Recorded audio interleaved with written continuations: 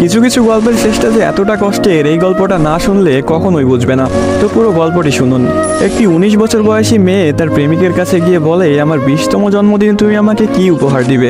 ছেলেটি মুচকি হেসে বলল, এখনো তো অনেক সময় আছে, আর সময় হলে তুমি তোমার জন্মদিনের উপহার পেয়ে যাবে। বেশ কিছুদিন যাওয়ার পর একদিন হঠাৎ করে মেয়েটি অজ্ঞান হয়ে যায়। বাসার সবাই বেশ অস্থির হয়ে যায়, কিছুই বুঝে উঠতে পারছিল না কেউ কি হয়েছে মেয়েটার। তারপর সবাই মিলে তাকে হাসপাতালে নিয়ে গেল।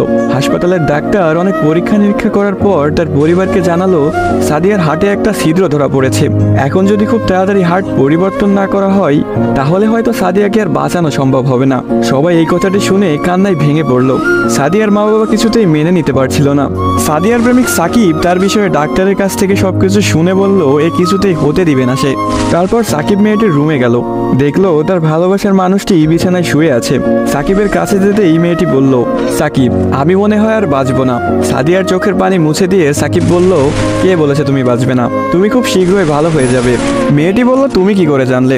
ডাক্তার তো বলেছে আমার হার্টে একটা ছিদ্র ধরা পড়েছে, আর আমাকে বাঁচানো সম্ভব না।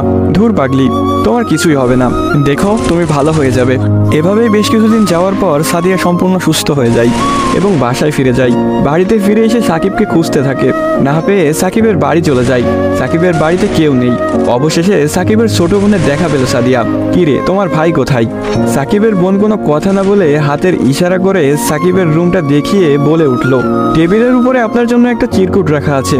সাদিয়া কথাটি শুনে রুমে গিয়ে চিরকুট হাতে নিয়ে পড়তে শুরু করলো। প্রিয়তমা, আমি জানি যেদিন তুমি এই চিরকুটটি হাতে পাবে সেদিন তুমি সম্পূর্ণ সুস্থ হয়ে যাবে, সবকিছু ঠিক হয়ে যাবে আগের মতো, যেমনটা আমি তোমাকে বলেছিলাম। আমি বলেছিলাম না কিছু হবে না, দেখছো তাই হয়েছে। তুমি আমার কাছে 20তম জন্মদিনের উপহার চেয়েছিলে না? অনেক ভেবেছি, কিন্তু তোমাকে কি উপহার দিব ভেবে পাচ্ছিলাম না। তোমার অসুস্থতার কথা যখন ডাক্তারের কাছ থেকে শুনলাম, যখন বললো একটা হার্ট খুঁজতেছিল, তখন মনে হলো তোমার জন্য এর চাইতে ভালো কোনো উপহার হয় না। আমার হার্টটাই ছিল তোমার জন্য শ্রেষ্ঠ উপহার, যা আমি তোমাকে দিয়ে গেলাম। মন খারাপ করো না, আমি আকাশের ওই উপর থেকে তোমাকে সব সময় দেখব।